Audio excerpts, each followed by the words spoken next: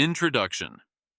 In the shadowed corners of human interaction, where words twist into weapons and silence becomes a cage, there exists a subtle yet insidious game, one played not for amusement, but for domination. This manuscript, Games Narcissists Play, is a raw and unflinching exploration of the tactics employed by narcissists to seize control, erode autonomy, and fracture the very essence of those around them. Born from years of personal entanglement with these enigmatic figures, overt tyrants, covert manipulators, and malignant soul thieves alike, this work is both a warning and a guide.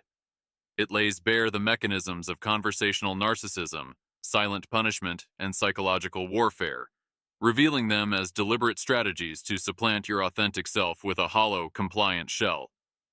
This is not a clinical treatise nor a detached analysis.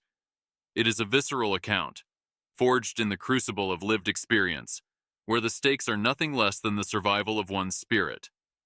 Narcissists, as depicted here, are not merely flawed individuals, but relentless architects of power dynamics, wielding their masks to deceive and their games to subjugate. Yet within these pages lies a counter-strategy, a call to recognize their ploys, reclaim your voice, and stand resolute against their vampiric intent. For those who have felt the weight of their gaze or the chill of their silence, this manuscript offers not just understanding, but a roadmap to resistance. The war, as I have come to see it, is spiritual and unending, but it is winnable, one defiant step at a time. Game 1. Conversational Narcissism.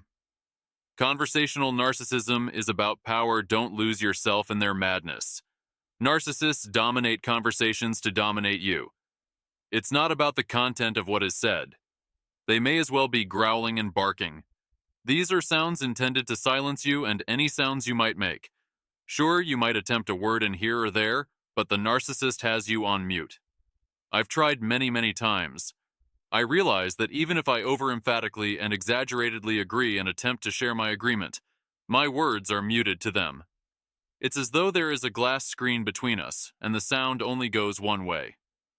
Once, to test my theory, I repeated my agreement multiple times, progressively louder until finally they annoyedly informed me they heard me the first time. Okay, well, there was zero acknowledgement. That is a red flag. You're not in a conversation. They aren't talking with you or even through you, they are talking at you. If you were merely being talked through, you could ignore them and check your phone messages. However, if you divert your attention from the conversational narcissist, they will lash out and berate you for not paying attention. Think of it like an authoritative teacher in a class. You don't talk or write notes. You listen whether you like it or not. This is the dynamic. It's about power. They will occupy your head by drowning out your thoughts. They aim to remove your I and your authentic self.